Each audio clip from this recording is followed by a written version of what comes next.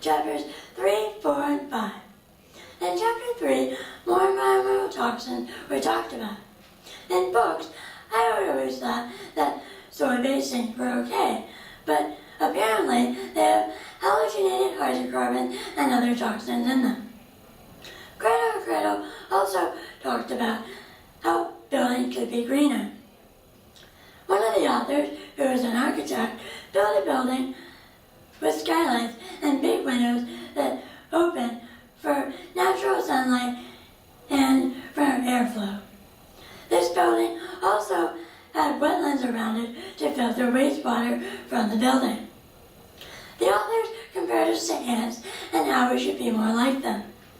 Ants carry nutrients down into the soil, handle their own waste effectively, grow and harvest their own food, build houses, farms, and other facilities with materials that can be recycled, and many other things which we should take from.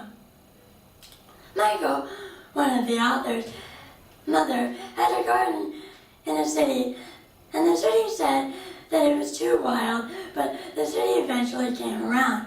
This reminded me of Dr.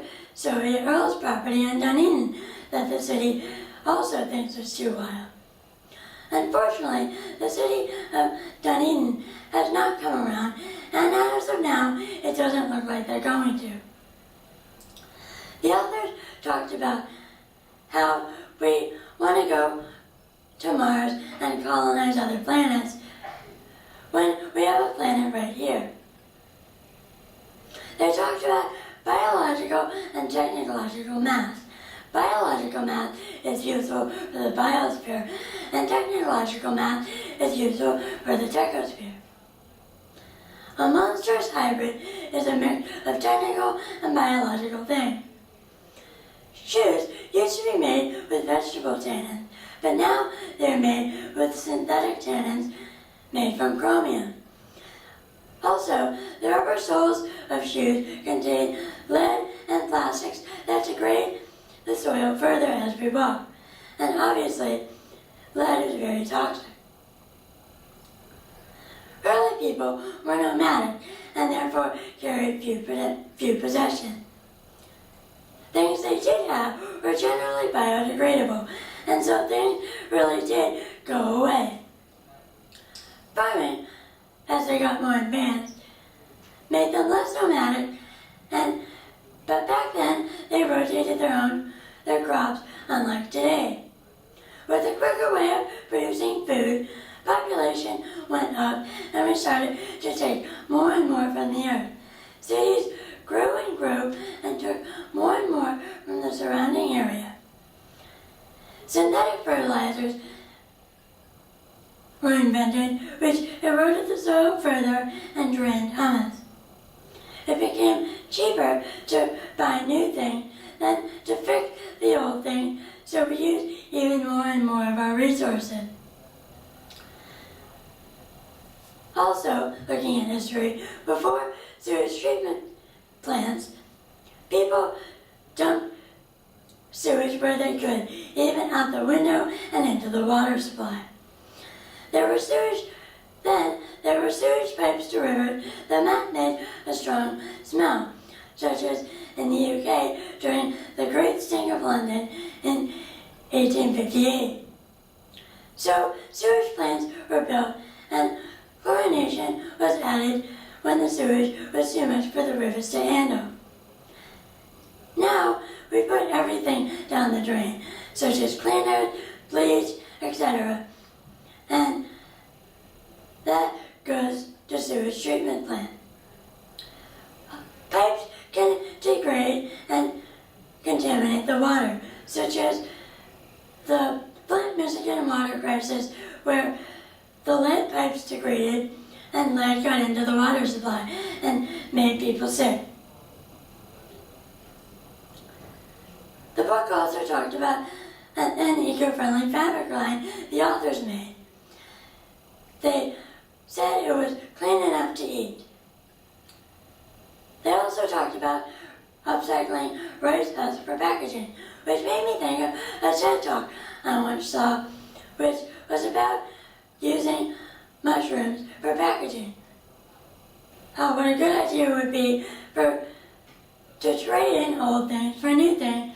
Like customers would give their old thing back to the factory and trade in for something new.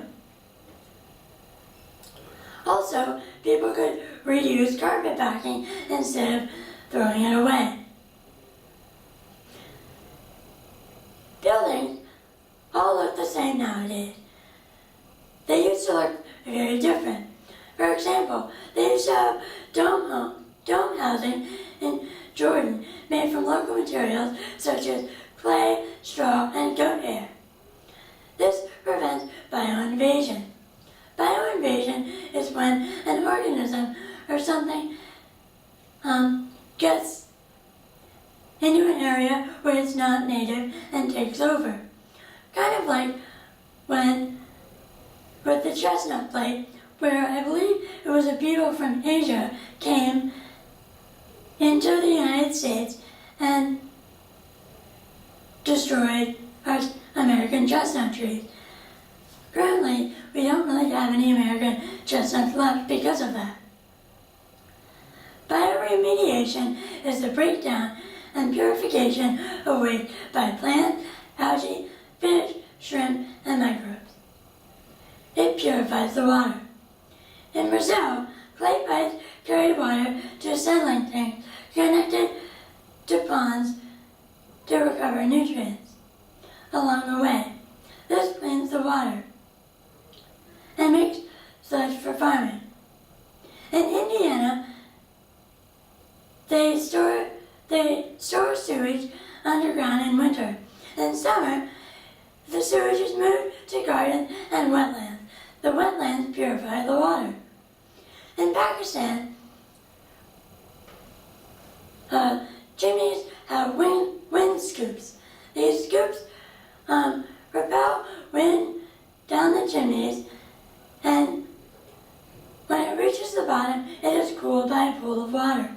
And then it therefore cools the house.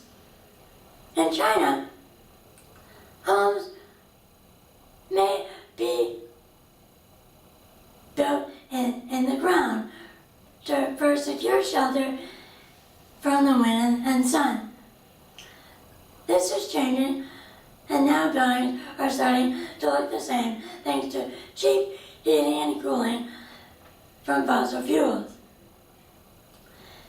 In a study, it was found that one small power plant for every 3 blocks is more efficient than a large power plant. Another solution is to reuse buildings for new purposes. To not make them look so distinct like packaging could also have multiple uses. It could be safe to litter, it could be biodegradable, safe to burn, and safe for rivers. The authors talked about how they made a shower gel. Originally, it had 22 chemicals. It now has 9 ingredients.